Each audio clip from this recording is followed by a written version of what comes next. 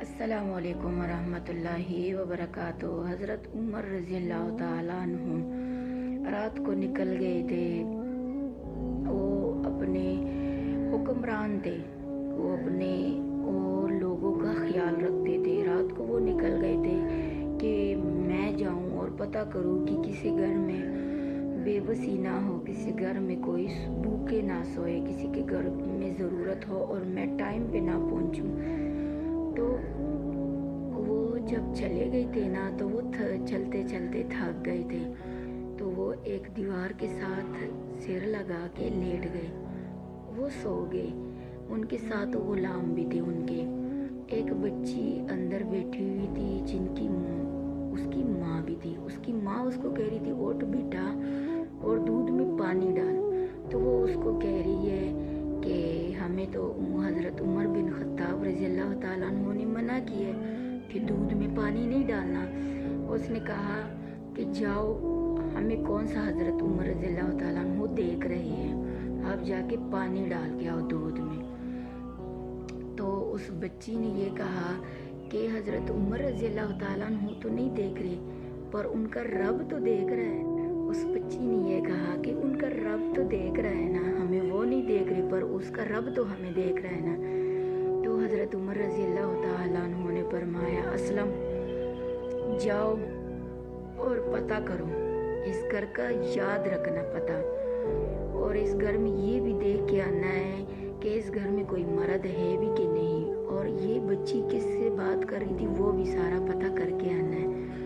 اگلے دن حضرت عمر رضی اللہ تعالیٰ عنہ کے پاس حضرت اسلم آئے اور انہوں نے فرمایا کہ حضرت عمر رضی اللہ تعالیٰ عنہ کو فرمایا کہ وہ ایک کنواری بچی ہے، ان کے گھر پہ کوئی مرد نہیں ہے، وہ ماں بیٹی ہے، وہ اپنی ماں سے بات کر رہی تھی۔ تو اس نے کہا کہ جاؤ اور میرے بچوں کو بلاؤ۔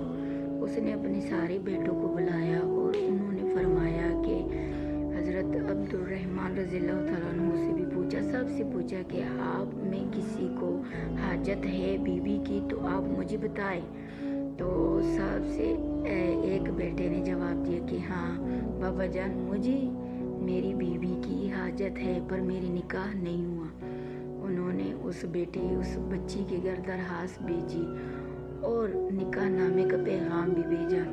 اس بچی کے اس نے کہا کہ اگر میرے اندر طاقت ہوتا نکاح کرنے کی تو میں خود کر لیتا، اتنی نیک بچی ہے وہ۔ تو اس نے نکاح کا پیغام بھیجا اور اس بچی کو اپنے بیٹے کے ساتھ نکاح پڑھوایا، پھر اس میں سے اس کی ایک بیٹی ہوئی۔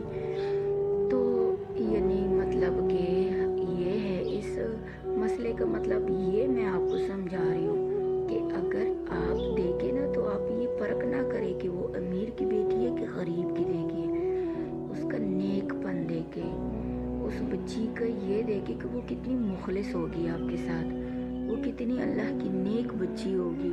اور میں کہتی ہوں کہ وہ بہت خوش نصیب ہوتے ہیں جن کو اللہ اتنی نیک بیٹیاں عطا کرتا ہے، وہ بہت خوش نصیب ہوتے ہیں جن کے پاس بیٹیاں ہوتا ہے، جن سے اللہ راضی ہوتا ہے نا ان کو اللہ بیٹیاں دیتے ہیں، جن پر اللہ اپنے رحمت فرماتے ہیں نا تو وہ اپنے اس کو بیٹیاں دے دیتا ہے کہ اس کے گھر پہ رحمت بنا رہے۔ تو جن کے گھر پہ بیٹیاں ہیں وہ ان کے پرورش اچھی کرے اور اللہ سب کی بیٹیوں کی قسمت اچھی کرے۔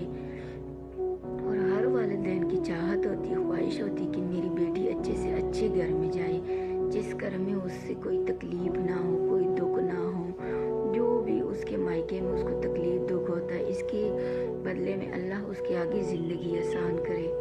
آمین۔ اللہ سب کے بچوں کی قسمت اچھی کرے، آمین۔